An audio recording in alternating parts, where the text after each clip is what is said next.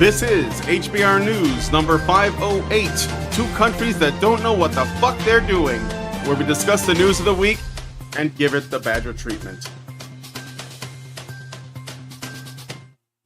Hello everybody and welcome to Honey Badger Radio. Hope you guys are doing well this week and that you're laughing at all of this absurdity so that you are not consumed by it. I am your host, Brian. I'm joined by Dr. Randomcam. Hannah Wallen is not here this week. She had some kind of a, I don't want to alarm anybody, but her husband messaged me saying that he is admitting her to the hospital and that she's not going to make it to the show. I mean, to the show, not not going to make it. So, just keep her in your thoughts. And I asked, if she's okay, and I haven't heard anything yet. So I assume that, yeah. Yeah,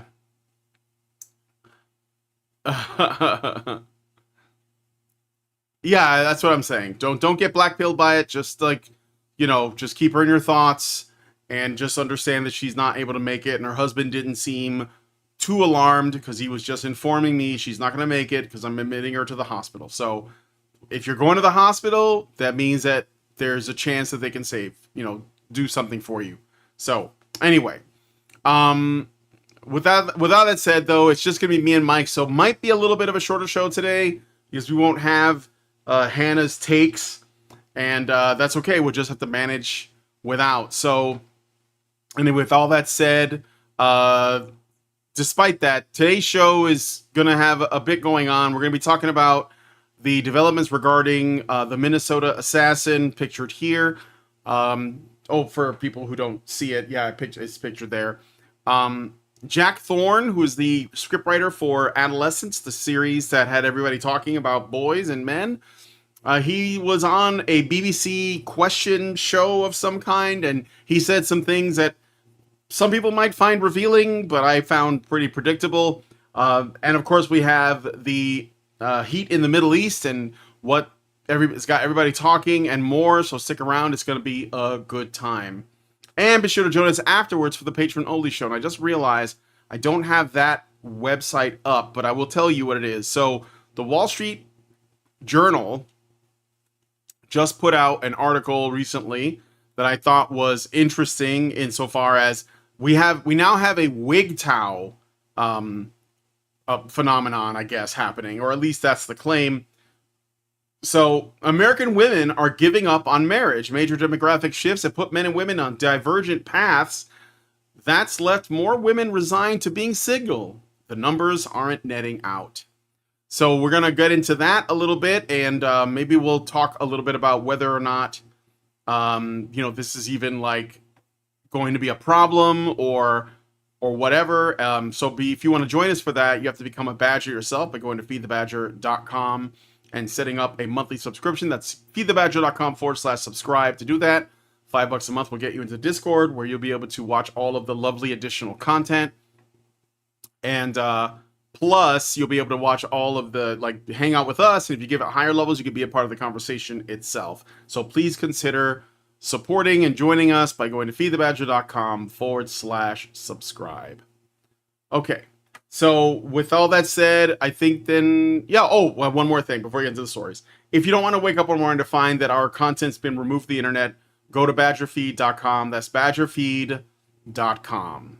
All right, so that's where our content lives. All right, with all that said, let's get into today's stories. So, in Minnesota, we covered last week the case of Vance Bolter, a 57-year-old man who is suspected of assassinating State Representative Melissa Hortman and her husband, as well as attempting to murder State Senator John Hoffman and his wife, initially drew significant attention. Last week we covered it on the story, on the news show, I'm sorry. Early reports suggested that Bolter, who had been appointed to a state board by Governor Tim Walz, was driven by MAGA Republican ideology, fueling a narrative of politically motivated violence. However, a letter found in Bolter's vehicle revealed he believed he was acting on Walz's orders to kill Senator Amy Klobuchar to pave the way for Walz's Senate run, indicating his action stemmed from delusional thinking rather than a coherent political agenda. This revelation shifted the understanding of Bolter's motives, pointing to mental instability rather than partisan ideology. The rapid drop-off in media coverage following the discovery of Bolter's letter suggests an unwillingness to engage with the updated facts, which contradicted the initial narrative tying to the crime to conservative politics. Minnesota authorities, including Walz, faced criticism for not quickly clarifying the situation, allowing misinformation to persist. Bolter's letter, described as incoherent, highlighted his fractured mental state, undermining claims of clear political motive. The case underscores how quickly narratives can form and fade when they no longer serve a particular agenda, leaving the public to seek clearer perspectives through unfiltered sources. In addition to that, one of the things that they also learned is, oh, Mike, your microphone is doing all kinds of stuff right now. Sorry. Yes, it stopped. Yeah. Oh no, it's okay.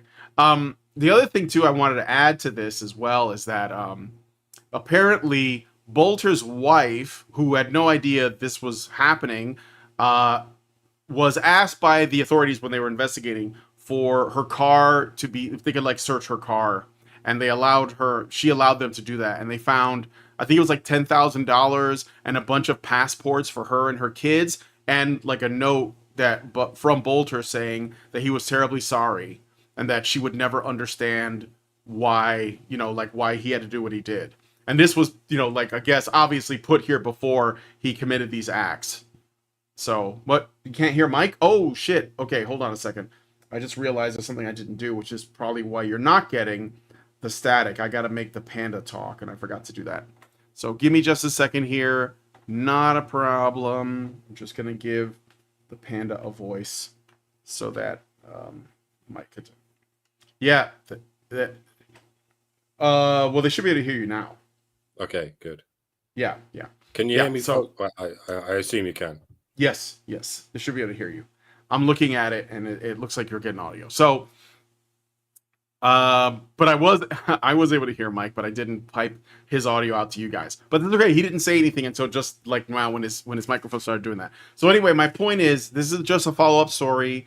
Vance Bolter apparently was not acting on any ideological grounds, and he had a hit list of people that he was going after, and they were kind of all over the place, I guess. But he was at least coherent enough to prepare by leaving 10 grand and a bunch of passports for his wife and kids before. And as far as I know, I think that, I don't know if he's arrested yet. I think he may be in custody now, or he's still on the run, but I think they got him.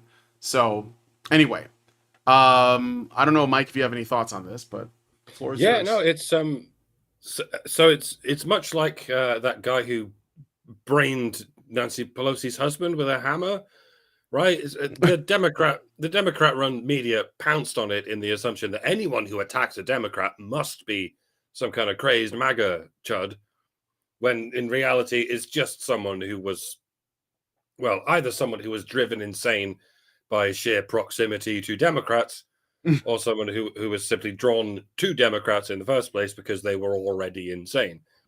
It's not even a prescribed result of any tactic. It's just an inevitable result of the Komodo dragon instinct. Let me expand. Yeah. The evolutionary niche of the Komodo dragon is, well, they are man-eaters. They're extremely dangerous to humans, but not in direct combat. They're not quite big enough or strong enough to actually overpower a human being or anything as substantial as a human being. What they do to their prey is simply bite them, perhaps on the ankle or the leg.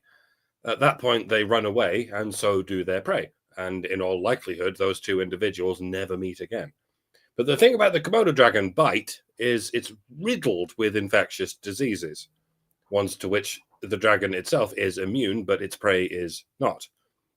I mean, most animals have a mouth that is a petri dish of germs, but the Komodo dragon in particular has made this its evolutionary niche. It actually harbors these germs as a form of chemical warfare. So all it needs is one well-placed bite anywhere near the circulatory system of its target, and that bite will soon go septic and result in acute blood poisoning or something else. Without modern medicine, if you get bitten by a Komodo dragon, you're going to slowly succumb to the sepsis and you'll eventually collapse and die in a random location. At that point, your dead body is lying there as a free meal for any carnivorous scavenger that happens to wander in its general direction. And on the island of Komodo, that scavenger is very likely to be another Komodo dragon. The one that bit you is probably miles away by that point, but it is probably busy eating a different animal that was killed by a different Komodo dragon some time ago. That is the evolutionary niche of the Komodo dragon. One can't really call it a tactic because they don't really know what they're doing. They just bite something, then eat something else. But it works out because there are so many of them wandering around on the island, biting anything they come across, thereby ensuring that at all times there is a constant supply of dead and dying creatures in their vicinity on which they can snack. I hope you've been paying attention, folks. And I have to ask, at what point in this analogy did the penny drop as to how it's analogous to Democrats? They don't know what they're doing either. They are no more cognizant of any tactic than a Komodo dragon is. They just wander around their environment, poisoning whoever they come across, and then they leave them for dead. Then eventually they happen upon a dead body and they go, huh, why would MAGA do this? And then they consume the soul of that dead body and use its nourishment to continue poisoning every hapless animal they come across. People often like to call Democrats lizard people. And to be honest, I get that you're being rhetorical in your attempts to dehumanize them. But to be quite frank, you're not dehumanizing them enough. They're not lizard people. They're not even people. They're not even ordinary lizards. Most lizards are harmless to human beings. These creatures are man-eating dragons. All right, and not even the cool kind of man-eating dragons that will fictitiously face a human in direct one-on-one combat and defeat it fair and square. They're not tank units like alligators. They're not stealth units like skinks. They are dark eusocial zombie units who max out their poison attack stats. And to the detriment of everyone, the devs have never nerfed those stats. They have only buffed them, turning the Democrat build into a horrifically OP option that makes the game frankly unplayable in the current meta. It's an S tier build, no doubt, but it doesn't deserve to be. The game is rigged, quite obviously. You'll like how I was channeling Tier Zoo there. Tier Zoo is an awesome channel. Check it out. He's probably a Democrat. He certainly has the snarky, girly voice of a woke Democrat, but whatever. Still a good channel. Credit where credit's due. Hardest tangent ever. I apologize for nothing. Okay, fun tangent. But, and again, it was just a follow-up. And of course, yeah, Vance Bolter was apprehended near his house. It took him 43 hours to find him, though. So, yeah, they got him. He's facing state and federal charges, 2 counts of second-degree murder and 2 counts of attempted second-degree murder for the fatal shooting of those Minnesota state representatives and senators. So, and apparently also, yeah, just kind of unhinged. Could he be a Manchurian candidate?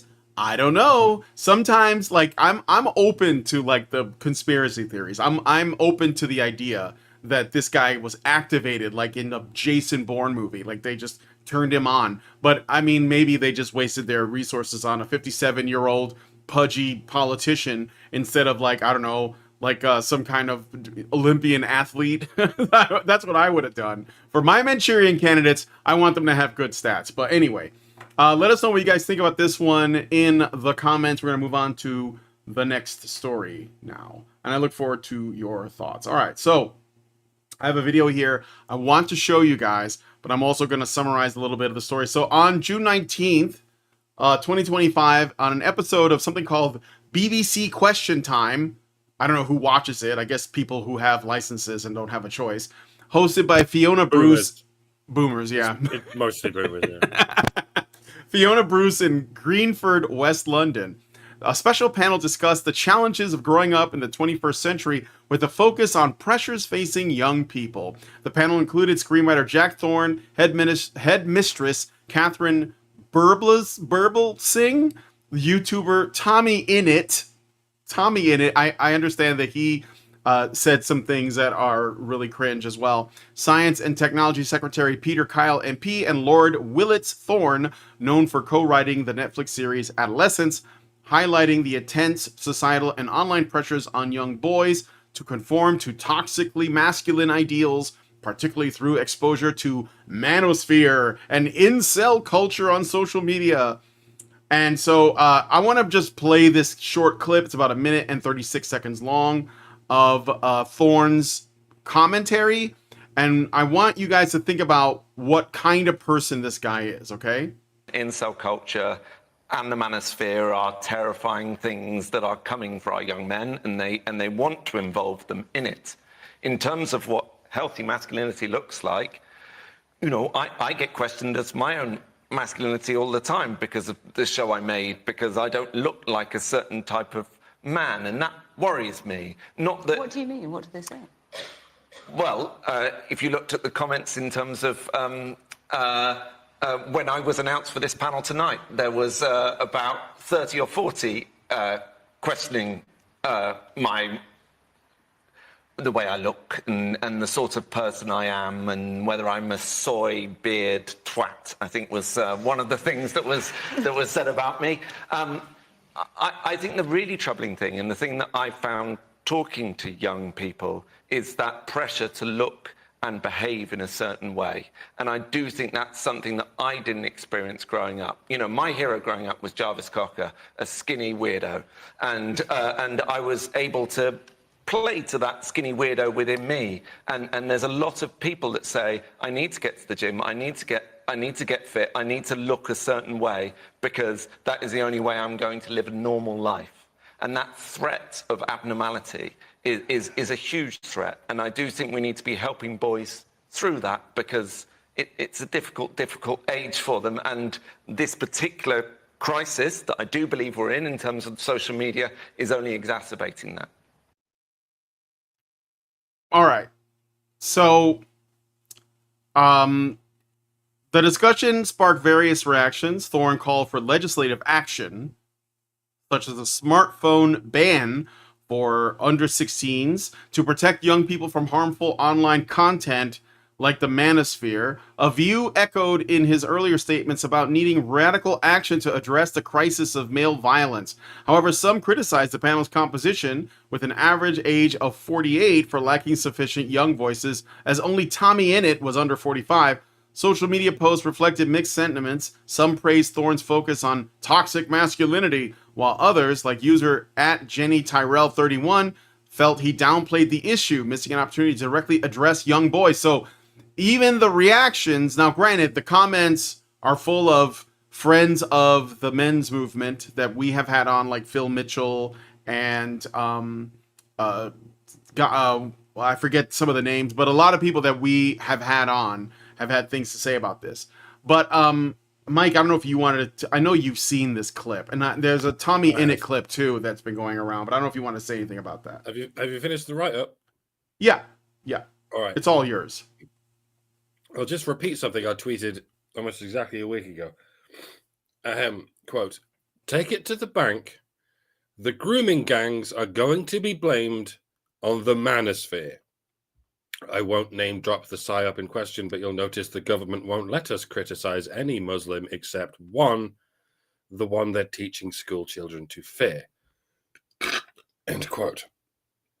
And sure enough, right on cue, as soon as the Casey report reared its ugly head, the BBC, as you can see here, went all guns a-blazing against the quote-unquote manosphere. But it's not as though they're explicitly blaming the manosphere for the Muslim grooming gangs. They're not even mentioning the Muslim grooming gangs. They're just continuing to pretend they're not happening while they laser focus their efforts on demonizing British males and social media. It's no surprise that the old media will always and forever blame everything on the new media. For the same reason medieval scribes blamed everything on the printing press. It's their competition. It's the innovation that is going to put them all out of work unless they make every effort to stamp it out. or control it completely. And it stands to reason they will blame the men of their own nation for everything, because they have long since been taken over by misandric, oikophobic communists who cannot conceive of any other narrative. So in a way, my tweet was not as prescient as one might think. This is not a new development. The BBC and the British legacy media in general has been doing this for as long as the Muslim grooming gangs have been a thing, and for as long as the quote-unquote manosphere has been a thing, if it even is a thing. Frankly, it's not. People discussing the plight of men is not a sphere any more than men are a sphere. It's not a niche subject like discussing the flight habits of European swallows. Men exist all over the world, and so do people who give a shit about men. We cover the entire planet, and we cover every conceivable aspect of human life, because every aspect of human life involves men. If we are a sphere, it's a sphere the size of the Earth. It just happens to be a sphere that is rather thin on the ground. What we are is rare. There are relatively few of us, at least compared with those who unthinkingly and ideologically fawn over women, but that's because we're living through the late stages of romantic chivalry, where women are pedestalized as beacons of purity and innocence, while men are demonized as subhuman, pot-bellied hobgoblins. This narrative seems normal to most people, but it's not normal. It's just typical. Very important difference. And it's only in the last century or so when this social narrative was codified into politics. That we call feminism, where women are not just purer than men and more innocent than men, they are oppressed by men. And it's only in the last 50 years or so when feminists conceded to themselves that if women are oppressed by their own men, then foreign men must also be oppressed by their own men. And I do mean their own men. Modern women are like modern governments. They're not interested in helping women or minorities. They're only interested in controlling their property, i.e. the men of their nation, through constant punishment. In the case of Britain, they cannot countenance any solution to anything other than punishing British men forever. That's why British women will even turn a blind eye to the abuse that British girls face by foreign men, because foreign men do not belong to British women. It's not their place to control foreign men. Their only conceivable response is to punish their own men, even when they've done nothing wrong. And it's not just women. It's Jack Thorne here. He's the one good man, don't you see? So he too has taken it upon himself to punish every man who would dare to wear the same white male skin as him. So please don't take his bait when he talks about his appearance, when he talks about the way the so-called manosphere judges him solely on what he looks like. And I've seen this from some commentators. I've seen some of them snapping at the bait like adolescent guppies going, well, you are a diminutive, emaciated manlet. That's exactly what you would say. Look at you, you pathetic halfling, something physiognomy check. Please do not fall for this, people. I know how tempting it is to knee-jerk into criticizing someone's appearance, but you're only making a rod for your own back, a rod designed by your enemies, a Trojan horse of shallow aesthetic irrelevance. I do not care what this man looks like. I know plenty of manlets who look just like him, but they talk perfect sense. And I know plenty of hench gigachads who talk the same ridiculous bullshit as this cunt. And you know plenty too. I mean, everyone in Hollywood, for instance, they're selected for those, attributes. This is one of the hundreds of hills that I will indeed die on, folks. What many of you call a physiognomy check is just a convoluted code for, I don't like this person's politics, and so I'm going to bitch about their appearance. You never do a blind experiment where you judge a person's looks before you know anything about their politics or their opinions. It is always the other way around, where you hear about someone's political opinions and then you make fun of their appearance. When you do that, you're playing right into this cunt's hands. It gives the distinct impression that you'd rather preoccupy yourself with surface level aesthetics than the substance of any actual arguments. When normies see you doing that, you lose them. They go, see, he's right. The Manosphere is just a bunch of shallow retards who have no interest in substantive intellectual pursuits. And yeah, you've handed the victory to your enemies. Eyes on goal, people. This man is evil because he is spouting evil, because he sees men as his property, as slaves to be controlled and punished and hated. It does not matter what he looks like or how he holds himself or how he talks. What matters is what he is saying. What matters is his behavior. What matters is the fucking propaganda he pumps out, like Adolescence. So, yeah, I'm not just talking about optics. I'm talking about principle as well. They happen to align perfectly on this matter. If you fall for this bait, you will lose. And frankly, if you fall for this bait, you deserve to lose. Please, for the love of God, just do better.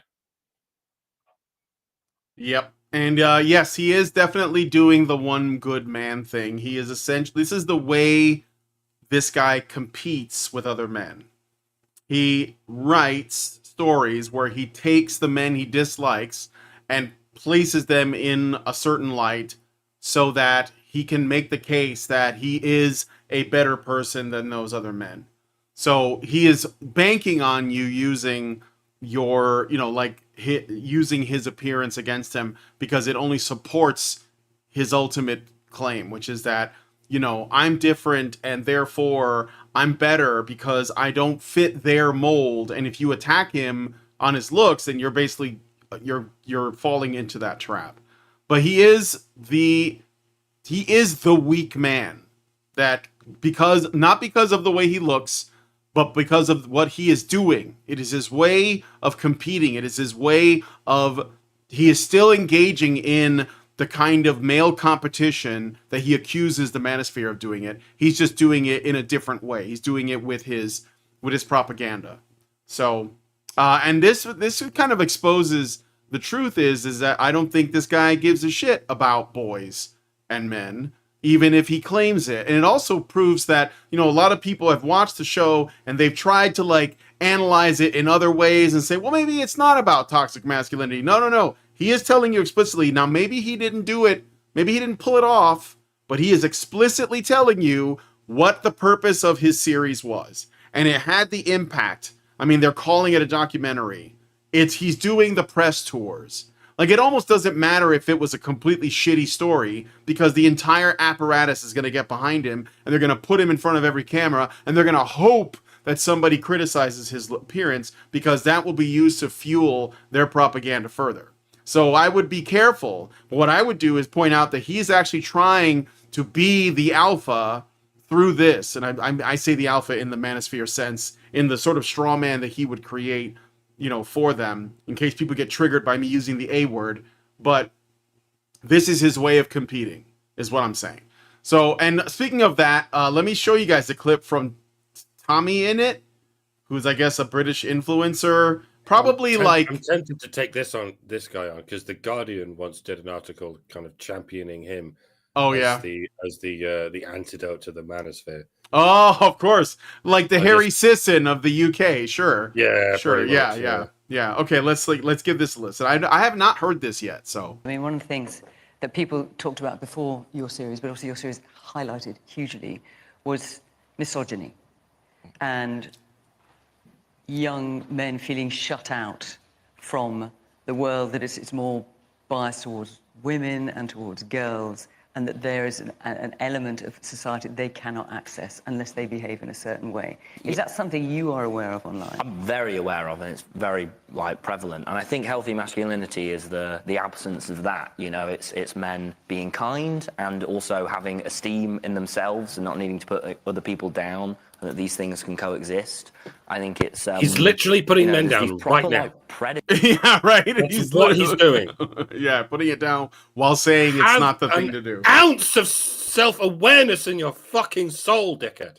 Actors on the internet who are getting the roles of teachers, you know, and speaking to people like as young as below 10, you know what I mean, who maybe aren't growing up No, with all this information of here's how you can feel good about yourself. And then you've got these people, you know, the Andrew Tates of the world going, hey, here's how you can be good and girls will like you and do all this stuff and everyone will think you're cool.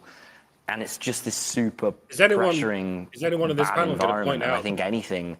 Oh, what? Is anyone in this panel going to point out that Andrew Tate is a Muslim?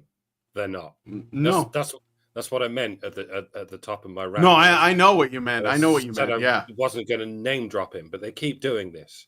Mhm. Like I said, the only Muslim they're allowed to criticize is the one But that they don't. they've Yes. crowned as the king of the Manosphere. And they That's never right. mentioned that he's a Muslim. No, They just mentioned because him as the king of the Manosphere. right, because he's not a Muslim to them. He's the king of the Manosphere first. Because if they make him a Muslim, then they become Islamophobic. But if he's just Andrew Tate, then they don't have to address that, right? So, but yeah, just a couple more seconds here. You know, that could be put in place to stop that, because that's only came about in the past 2 years and it's been quick. And I think that's the most concerning thing for me. All right. I'm coming for you, Tommy. Give me your best video. I'm gonna fucking tear it apart. Does he make video? Well, he's an influencer. He's probably on TikTok or something. I mean, it says YouTuber Tom Simmons, right? Oh, okay. Well, I guess with the look him up. I did briefly look at his channel, but I couldn't. I need one video to respond to. I don't want to go through a bunch of them, and just. Are they short? Or are they like 45-minute tirades? No, they're quite short, but there's loads of them. Somebody request something. Somebody else look through his back catalog and find it, because I don't want to have to. Yeah, because it's just fucking depressing, you know. All right, so but anyway, that is that. Yeah, the guy, like I said, Tommy in it also. They're just doing what men do. They're trying to show that they're better at protecting the women than the other men. It's the same crap, different day and different styles. That's it. It's like different. It's like, you know, the writer guy, Jack Thorne, he does, you know, Tai Chi, and Tommy Innit does, like, you know, Hungar or something. But they're both fighting against other men and competing with other men for the favor of women. They're still engaging in the same song and dance, even the same one that Andrew Tate and the pickup artist guys in the Manosphere do themselves. They're all playing the same game. They just have different ways of doing it, and they accuse each other of, you know, the bad intentions on the other side. Like, you're not doing it the right way because I'm doing it the right way. You're all engaged in it. You're all playing the same game. But anyway, but I at least can respect the Manosphere guys because they are being direct, and they're not being sneaky fuckers like these guys are, where it's like, oh no, I care about women. I respect them. Watch how hard I respect this woman. Until, of course, you disagree with them, and then they're going to probably, you know, tell you to make them a ham sandwich. To be fair, a lot of the Manosphere will do that. It's so tempting just to fall back on, oh my God, the women are the victims of... Yeah, for sure. Yeah, they are. They're the biggest victims of feminism, according to the Manosphere, yeah. Anyway, let us know what you guys think about this one in the comments. We're going to move on to the next story. It is a weird one. Hannah sent this one to me, and I thought she was going to have a lot to say on it, but unfortunately she's not here. So this might be a short one, but I will tell you because this is kind of weird anyway. So in Beverly Hills, Texas, so not Beverly Hills, California. In Beverly Hills, Texas, a 42-year-old man discovered that he was unknowingly married when he received a package from his ex-fiancée, 36-year-old Kristen Marie Spearman, containing a photo of her holding a marriage license and a filed certificate. The couple had obtained a marriage license together on June 2nd, 2025, but broke up shortly after with no wedding ceremony taking place. Spearman allegedly convinced the pastor to certify the marriage without the man's presence and filed the certificate with the McLennan County Clerk's office. After the man reported the incident, police, with assistance from the Hewitt Police Department, arrested Spearman at her home near Hewitt on charges of third-degree felony stalking. She was booked into McLennan County Jail with a $10,000 bond. This bizarre case, described by Beverly Hills Police Chief Corey Martin as unprecedented, highlights Spearman's elaborate deception following this breakup. So she did this after they broke up.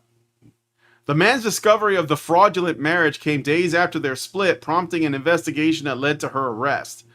The incident has drawn attention on platforms like X, with users expressing shock and amusement at the unusual nature of the crime.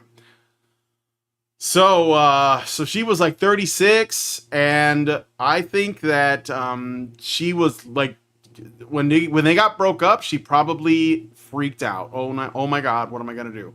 So she just had to pass or marry them, and he didn't even know. But anyway, what were you gonna say, Mike? I wonder what's going to be taught about this story in gender studies classes all over the world. I mean, it's probably not part of the syllabus. Pardon. Gender studies courses aren't really in the business of highlighting any of the instances in which women force men into legal bindings without their consent. And if they ever do, they twist it into a narrative about how women are the victims. That's been the stance on marriage for as long as feminism has existed. Marriage is a patriarchal, misogynistic, ceremonial institution in which women are treated like men's property. So I have to wonder what's going to happen if someone in one of these gender studies classes puts their hand up and goes, "Professor, what do you make of the case of Kristen Spearman? She went so far as to break the law somehow just to enforce a marriage on a man without his consent." I don't think men can do that to women, can they? So why would she do that? Why would she force a man to institutionally oppress her against his will? How does that even make sense, Professor? And the obvious knee-jerk response is, "You are hereby expelled. That did not happen. That would never happen. You are a misogynist. You sound like some kind of MRA incel, and we do not tolerate that kind of hate speech. Get out before we throw you out." That would certainly be the case if a male student brought this up, or even a male professor. But what if like a rich, affluent female student or professor brought it up, and she presented the receipts that proves the story to be true? It would result in some heads exploding at first, no doubt. But I would imagine the way they would spin it would be, what? She was arrested? She was jailed on a $10,000 bond? For what? What is the charge? Enjoying a contract, a succulent Chinese contract? This is an outrage. A woman should have every right to enter into a contract with a man without being brutally imprisoned by the state. I will take this up with my local government representative as soon as possible. And it'll go the same way it went with babies. Babies do not belong to themselves. Babies belong to women. Their lives belong to women, up to and including birth. And in the same way, men do not belong to themselves. They belong to women, not just men's bodies, but men's legal status. A woman should be able to do anything they like to men and children. Otherwise, it's oppression. Yeah, when has it gone too far? That's what I keep asking. And the answer is never. Literally never. We will keep going until it's legal for women to kill men for any reason. This is not a joke, folks. It is a prediction. Mark my words. And please don't burn me at the stake when my words come to fruition, as they frequently do. I despair. But I only despair because it's funny when I despair like this. I'm not sure how that works, but it does. Well, Dr. black comedy is Honey a Badger thing. Radio. Yes. Well, yeah, I mean, it's wild, like, to find that. I mean, apparently, again, this is a kind of, well, it's definitely stalking, but I think this is what happens when you get involved with women and they're getting older. because they get really possessive. So it's wild, bro. I got a super chow that I forgot to read from before and a super chat, so I'm gonna read those out. So Meredith G, Top G, gave us $5 and said HBR News number 508. The only people who should be concerned about what children are consuming on social media are their parents. And I'm going to say this: more laws, less justice. We don't need to ban kids from social media. We need parents to actually do their jobs. Yes, 100%. And don't let your kids fall for peer pressure. I mean, I know lots of people who they just don't let their kids have social media until they're adults. Not even like 16, years old, but like 18 when they get out, when they have a job, their own place. I think that might be the best move because there's really no way to police social media itself. You have to parent your kids. Just be parents to your kids. But how do you do that when so many kids are born into homes where the father is not there and it's just a single mom? Even if she's doing her best, she just can't control that situation. So they end up making the devices don't just become something they get access to. It becomes the way to essentially occupy the children. They hand them an iPad and then they call that parenting. And that happens a lot, unfortunately. So, all right. But thank you for the super chow, Meredith. And then somebody in the vertical chat, I am looking at the vertical chat, named Guts gave us two pounds. Pretty sure that's £2, and said, Men of Culture, shout out from Newcastle. Thank you, Guts, and thanks for acknowledging us. Oh, I know why you're saying that. It's because of the gameplay I have on the vertical chat. Yes, we are men of culture, though. So, all right. But anyway, thank you for the super chats and your comments. We're gonna get to the last story, which kind of got added on at the last minute because I was originally going to only have 3 stories, and then this kind of broke. So we're going to talk about this. All right. And the write-ups, thank you to Mike J for doing this write-up. I did the other ones, but he did this one. So a new ceasefire deal has been put into place, and now the war, at least for now, seems to be over between Iran and Israel. At least if you believe President Donald J. Trump's version of events. After Trump announced the ceasefire through Truth Social, he did the media round telling NBC, "It's a great day for America. It's a great day for the Middle East. I'm very happy to have been able to get the job done. A lot of people are dying, a lot of people, and it was only going to get worse. It would have brought the whole Middle East down. I think the ceasefire is unlimited. It's going to go forever," end quote. But forever wasn't long enough, it seems. At first, Iranian government sources flip-flopped on whether they would respect such a ceasefire without additional Israeli terms. Just hours before the ceasefire was to go into effect, a fresh round of Iranian missiles were launched at Israel, to which Israel announced plans to retaliate, with an exasperated President Trump stating the following on his Truth Social platform. "Israel, do not drop those bombs. If you do it, it's a major violation. Bring your pilots home now. Donald J. Trump, President of the United States." He signs it at the end. And he also posted, "Israel is not going to attack Iran. All planes will be turned around and head home while doing a friendly plane wave to Iran. Nobody will be hurt. The ceasefire is in effect. Thank you for your attention to this matter. Donald J. Trump, President of the United States." President Trump later spoke to the press stating, "These guys gotta calm down. It's ridiculous. I didn't like plenty of things that I saw yesterday. I didn't like the fact that Israel unloaded right after we made the deal. And I didn't like the fact that the retaliation was very strong." And then this happened earlier today. I'm totally gonna, I'm gonna play the clip. Yes, because I'm gonna play. Quote. Yes, because The famous quote. this is the soundbite of 2025. I don't think anything's gonna get better than this. And it's kind of low at first, so you're not gonna hear it right off the bat. Do you believe that Iran is still committed to peace? Yeah, I do.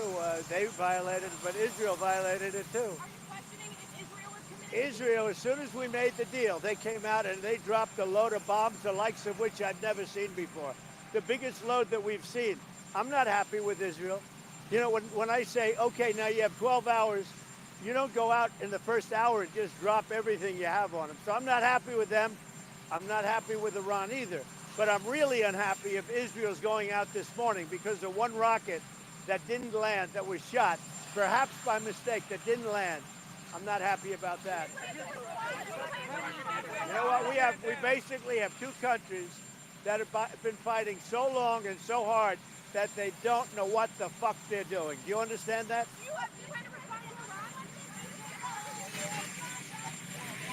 All right. So I obviously very frustrated, and I get it. You know, trying to work with people. Trump's all about making the deal, and obviously, like, well, you know, Israel is not easy to work with. But I'm gonna let you say what you want to say about it, Mike. Yeah, it's been entertaining to stand on the sidelines and watch the narrative whiplash over this whole rigmarole. This time last week, it was, OMG, we're going to war with Iran over some dubious claims about WMDs. Here we go again. Trump was just another George Bush all along. Disavow, disavow. I never liked Trump, really, anyway, and anyone else who ever did should be groveling at my feet in eternal shame. Apologize to me. Apologize to me right now.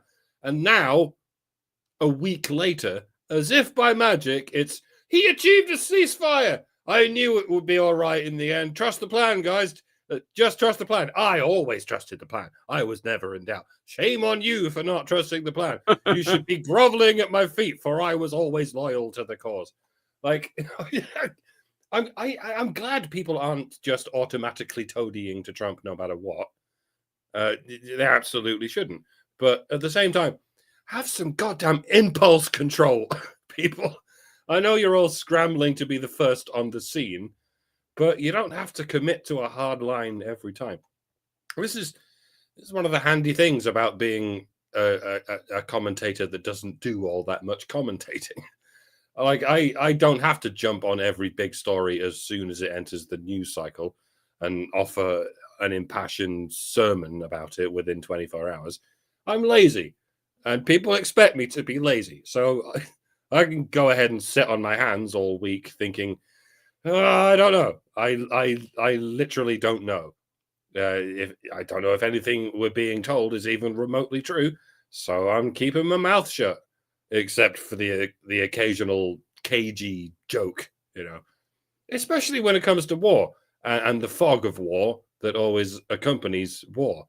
In fact, the fog of war invariably appears before the war itself and during it, and it continues for several lifetimes after it, even if there isn't even a war.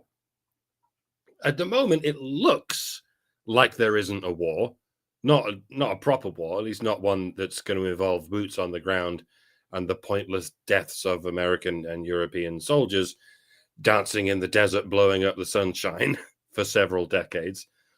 But you never know. I mean, that's exactly what we would be told, so as to shroud us in the fog of war. And on last Thursday's show, I quipped that, yeah, no, you were never going to get a president that doesn't suck Israel's dick. But according to Trump's now infamous statements, it appears even my little quip was not exactly accurate. Trump appears to be publicly treating Iran and Israel like misbehaving children, bashing their heads together and going, if you two don't behave yourselves, I'm turning this car around and we're going straight back home. That's what they tell me. That's what they say. But that's just what he's saying. It doesn't necessarily align with what he's doing behind the scenes, behind the smoke screens, behind the fog of war. Even the most honest president ever would not tell you the truth, the whole truth, and nothing but the truth when it comes to the war effort, because they're not supposed to. It's supposed to be top secret. And I think that's all I can say about it. I don't know anything for sure because I'm not supposed to know anything for sure. And even if I did know anything for sure, everything can change with the wind at a moment's notice. And I'm kind of fine with that. It's times like these when I remember the Taoist parable of the Chinese farmer. Some of you may know it. Oh my God, Chinese farmer, your horse ran away. This is awful. Chinese farmer says, maybe. Oh my God, Oh my God, Chinese farmer, the horse came back and it brought a bunch of wild horses with it. Now you have more horses, Chinese farmer. This is awesome.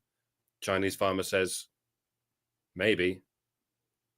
Oh my God, Chinese farmer, your son was injured by one of the wild horses. This is awful. Chinese farmer says, maybe.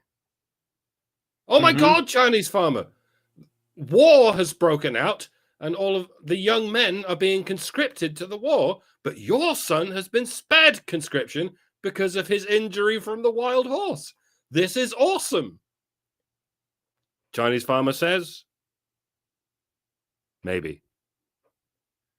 The moral of the story is pretty obvious. It's you never know. And just like it's important not to lose yourself in lament over your misfortunes, it's important not to lose yourself in elation over your good fortune, because you never know. You never know in general, and you especially never know when it comes to war. So stay zen, brothers. Don't allow yourself to be flustered all over the shop like a rag doll. It's not good for your health. And feel free to repeat my advice back to me next time I'm getting into a furious drunken rage over something that doesn't even affect me. These things are so easy to forget. All right. Thank you for coming to my TED Talk. Nothing ever happens. The nothing ever happens chud is back. The only thing I'll say about this is that you know, I mean, I think that like staying out of a war is a good thing generally. I don't want that. I don't think Trump, he's been against that forever, but he's also been pretty consistent on saying that Iran should not own or be able, you know, should not have a nuclear weapon. He's been saying that for decades. So like when I voted for Trump, which I did, and I'm not ashamed of it, because the alternative was what? You think that would have been better? I voted under the knowledge that you know, there were going to be people trying to get him to do things in the Middle East, like it's always been. But that's been a thing that we've had forever, like going back to Clinton, you know, Bill Clinton, right? So that's always been a shadow that we have to deal with. And I think that if you want to like live in a world where that gets completely reversed in one presidential term, you're not living on planet Earth. You're not being realistic. So like if we can stay out of a war for 4 years, that would be great. I think that'd be great. And so like that looks like that's what his goal is. And I think that the fact that he is concerned about like how he will be seen and using that as a motivation, you can call it narcissism or whatever. I don't think that's what narcissism is, but that doesn't matter to me. That is fine. Like if your ego is what motivates you to do the right thing, then okay, I guess your ego makes you do the right thing, right? So I'm glad that there's peace now. Now, with regards to the actions of Israel, Trump is not the president of Israel. He's not the president of Iran. He's not the king of the Middle East. He's just the president of the United States. And if he says, don't do this, and they do something anyway, just like Ukraine, when he said, don't stop messing around with Russia, Ukraine, and then Ukraine sent drones to try to assassinate Putin after he said that, that's not Trump's fault. That's Ukraine's fault. So when Israel dropped bombs after he said, let's not do that, guess what? That's not Trump's fault. That's Israel's fault. That's how it should be, because he's not the king of the world, and we're not the world police. That's what I voted for us not to be the world police. So it doesn't, I mean, yes, people are going to try to nudge him, because the truth is that a lot of other countries in the world are depending on the United States in some way, or they have become accustomed to the US being involved in foreign policy for them. From the European Union to NATO to the fucking I already said the European Union. What's the other one? The United Nations and all these other and Israel, etc. That you're just gonna have to navigate that. You have to walk that line and try to like, you know, do what is best without getting entangled. And isn't it weird that as soon as he gets into office, a bunch of chaos just starts happening. We get like riots in California, and we get like assassinations, and there's like rumblings of war in the Middle East all of a sudden. It's almost like people don't want us to get anything done here at home, which is what we voted for. So I understand his frustration, but I think that it's naive to think that we can just reverse shit that's been in place for multiple presidencies on both sides of the aisle in one term. But and this is the thing that I think for me is extremely white pilling, the conversation around in particular Israel's involvement in our government is becoming so ubiquitous, and it's becoming so widespread that it's an inevitable conversation that we're going to have. And I'm here for that because I've been seeing it everywhere. And I've been aware of it for a long time, but I don't really, like, this particular platform is not the place for it because we're here to talk about men. But since this is dealing with war, that is where I think the men's issues comes in, because if we get into a conflict, it's men's lives that are going to be lost. And that's, but by the way, it's not just American men, but it's also Middle Eastern men of various types, Israeli men. Those are all men too. I don't know if you think that, but just like with the Russia-Ukraine conflict, when I covered it before, guess what? Ukrainians are men and Russians have men. There are men on both sides of that, and they're the ones that'll be used in these conflicts. So I think that we have to stay frosty and stay chill on this, and we have to understand that this guy he's driving the bus, and what we want to do is make sure he gets to the destination with as little damage as possible, and everybody wants something from him. So I think that it's good that he said that. We'll see what what comes out of this later, and but for now we have peace. So we should be. I don't know why people are so mad that we're not, like, I don't know, like that this is like not turning into a war. Like, they were mad that it was or potentially could have been, but then it didn't, and they're still mad. Like, they're up to something. Something's gonna happen. There's gonna be, it's coming. And it's like, calm down, dude. Like, let's see if something actually happens and then have an opinion on it. How about that? Is it okay that we have peace even if it's just for a day? Is that okay? Like, I don't get it. Like, what are you for? Or do you just want Israel wiped off the map? Because that's a different conversation.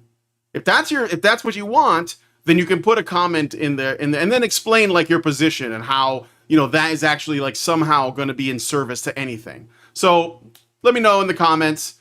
Do whatever. I don't give a shit. Let me see if I got any super chats or super chows. I think that's it. I think we're done. So, you either want peace or you want war. You got to pick one. I don't know which one it is. So I'm for peace personally. Let's do the peace thing. I'm cool with that. So anyway, any final thoughts, Mike? There is no peace with Islam. We must destroy it. I didn't say that. That was a joke. Wait. Now we have to choose between Islam and Judaism as well. Okay. So, in my position, I'm surrounded by people who want to kill the Jews and other people who want to kill the Muslims, and I'm like, can't we all just get along and kill them both? I tweeted that once, and then I had to delete it when I came back to the UK because it would have got me arrested.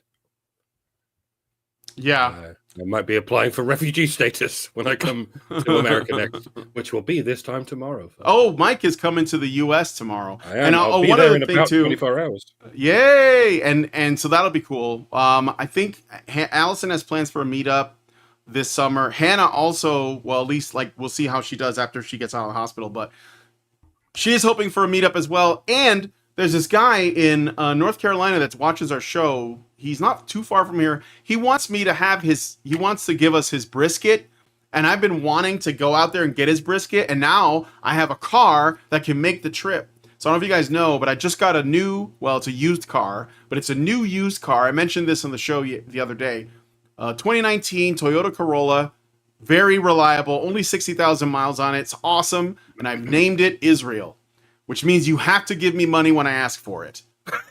So I'm gonna need help with my car payments. And if you bless my car, you will be blessed in return. So, consider doing that. Go to my PayPal as bmartinez37 at hotmail.com. Support Israel, my car.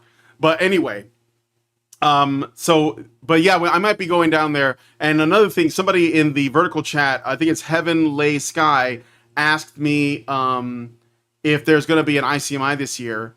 And in the ICMI, as far as I know, I don't know the details because I'm not arranging it. And Paul Elam retired from organizing those things, and I'm not sure if Mike Buchanan is doing it. But last I heard about the ICMI, it was going to be in Australia this year, and that means that it might have been. If it's true, then I think one of our Australian MRAs would be organizing it. But I don't know for sure, so I'll have to get back to you on that. But Allison is planning on doing a little mini Badger meetup in Calgary, Alberta in September of this year. So we got things coming up, and I welcome us opportunity to like hang out in person. So, that would be cool. And then you can like maybe it's to commemorate the 10th anniversary of the first time we met up in Calgary. Remember that? Oh yeah, it is going to be the 10th anniversary of that. That's true. It's passed it by a few months, but it's not Bane 666. It's not Bane. It might. I think it says it might be. I don't want to dox him, but there's a guy named Brian who is an MRA that's been doing it a long time in Australia, and I know he was involved with the last time we did it in Australia, so it might be him. Because I think somebody else we worked with was involved with setting it up in Australia, and I can't remember her name right now. Female MRA, older woman, very feisty. I don't know, but anyway. So we got plans to do meetups this year. I didn't know Paul retired. Well, I mean, he retired from the organizing of the MRM. He still runs his channel, and he has a XY crew, which is his little, it's like a little men's community that you can join on Subscribestar. Look it up, XY crew on Subscribestar. So, and he's still active there. But anyway, got a lot of good shows coming up this week. I might as well tell you since we're like ending early. I'm going to be speaking on Wednesday to a guy with a YouTube channel called It's Complicated. He's a man on the street guy, and he talks to people. He's got a very big channel, and he actually reached out to us, and he was recently on Pearl's Audacity network, and I've been coordinating with him on having him come on. And there's another gentleman I'm going to be doing a show with. I think it's on Sunday night, so kind of a weird time because he's in Australia. And he's been doing a lot of research into funding that the UN Women has been, where they get their money and what they use it for. So that's going to be really interesting as well. He's a researcher that looks into men's issues. And also, there's a guy named This Is Shah, who you probably have seen doing the rounds. I'm going to be getting him on as well. So we got lots coming up. It's going to be a big year for us, hopefully. And maybe we'll even get noticed and put on like a Jubilee panel or something. So anyway, thank you, Mike, for coming on the show with me and hanging out. Thank you guys for watching. If you guys like this video, please hit like, subscribe if you're not already subscribed, hit the bell for notifications, leave us a comment, let us know what you guys think about what we discussed on the show today, and please, please, please share this video because sharing is caring. Thank you guys so much for coming on today's episode of HBR News, and we'll talk to you guys in the next one. Men's rights activists are machines, dude. Okay? They are literal machines. They are talking point machines. They are impossible to fucking deal with, especially if you have like a couple dudes who have good memory on top of that too. Holy shit, you're fucked.